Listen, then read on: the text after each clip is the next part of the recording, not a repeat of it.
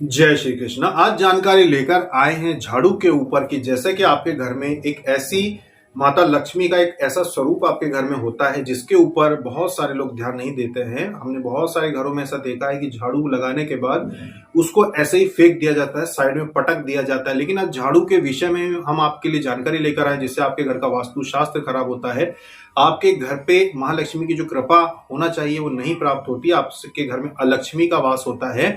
वो साधन होता है झाड़ू। झाड़ू जो आपके घर में आप उपयोग करते हैं, एक बात ध्यान रखना कि इसे हमेशा माता लक्ष्मी का पल्लू समझ के रखना चाहिए कि ये माता लक्ष्मी का पल्लू है जिससे आप अपने घर को स्वच्छ करते हैं, पवित्र करते हैं। तो इसके बाद क्या इसे पैरों में ठोकर लगना चाहिए, क्या इसे जमीन पर पटकना चाहिए, इस बात पे आप ध्यान दीजिए।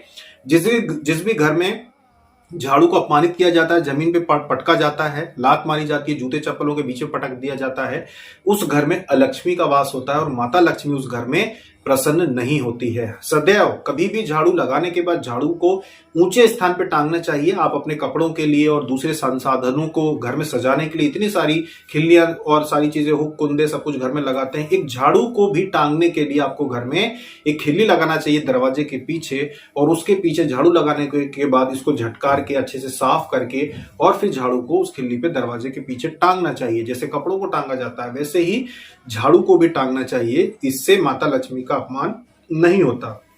झाड़ू को कभी भी अपवित्र नहीं मानना चाहिए। झाड़ू कभी भी अपवित्र नहीं होती है।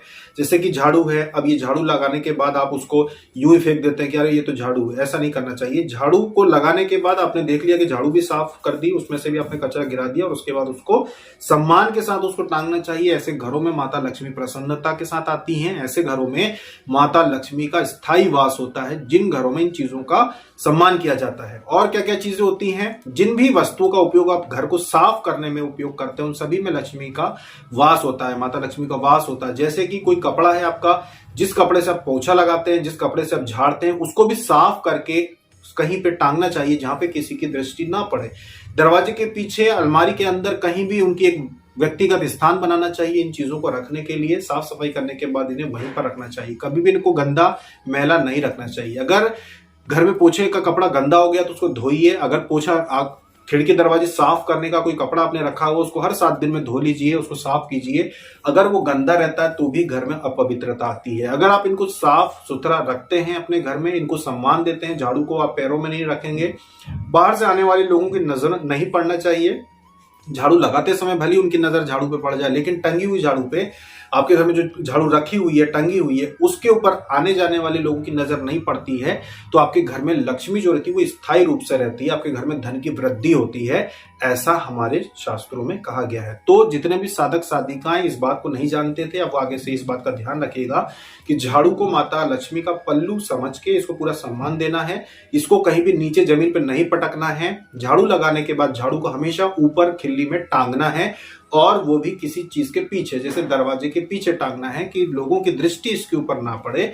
ऐसे पवित्र स्थान पे इनको टांगना चाहिए। कभी भी झाड़ू को या पोछे के कपड़े को लेटरिन, आपके घर में जो रहती है लेटरिन बाथरूम जो बने हुए रहते हैं, उनके बाहर नहीं टांगना चाहिए क्योंकि वो अपवित्र स्थान होते हैं, जबकि ये माता लक्ष्मी का ही स्वरूप मानी जाती है। तो इनको वहां नहीं टांगना है। इनको अच्छी जगह पे, जैसे कि बाहर आपके घर में बरामदा हो, बरामदे में, या कमरा हो, किसी भी कमरे में, आप जहां पे भी दरवाजे के पीछे आप रख सकते हैं वहां पे इसको आप रखिए। गैलरी, दरवाजे, गैलरी है, बरामदा है, ऐसी जगह कोई ना कोई घर में होती है, वहां पर आप इसको टांगिए तो ये अच्छा माना जाता है। और इससे आपके घर में खुद देखेंगे कि आपके घर में सकारात्मक चीजें होना शुरू हो जाएंगी। जो भी प्रयोग हम बताएंगे आगे चल के, और जो भी तरीके हम बताएंगे, अगर उन चीजों का ध्यान रखेंगे तो वो खुद देखेंगे कि उनके घर में चीजें अच्छी होना शुरू हो जाएंगी। उनके घर में उनके जो निर्णय रहेंगे, जब वो आगे की चीजों के लिए निर्णय लेंगे तो अच्छे निर्णय लेना शुरू कर देंगे। उनकी हर बात जो रहेगी वो बहुत ही संयमित रहेगी, कोई भी गलती वो नहीं करेंगे। तो इन बातों का ध्यान रखिएगा कि अब से आप अपने घर की झाड़ू को पूरा सम्मान देंगे तो आपके घर में सकारात्मक ऊर्जा बढ़ेगी, वास्तु दोष जो रहते हैं वो नष्ट होंगे और आपके घर में माता लक्ष्मी का स्थायी वास होगा। ये थी जानकारी माता लक्ष्मी के स्वरूप झाड़ू के ऊपर कि इसे आप पूरे सम्मान के साथ अपने घर में स्थान दीजिए। अभी तक के लिए इतना ही। जय श्री कृष्ण।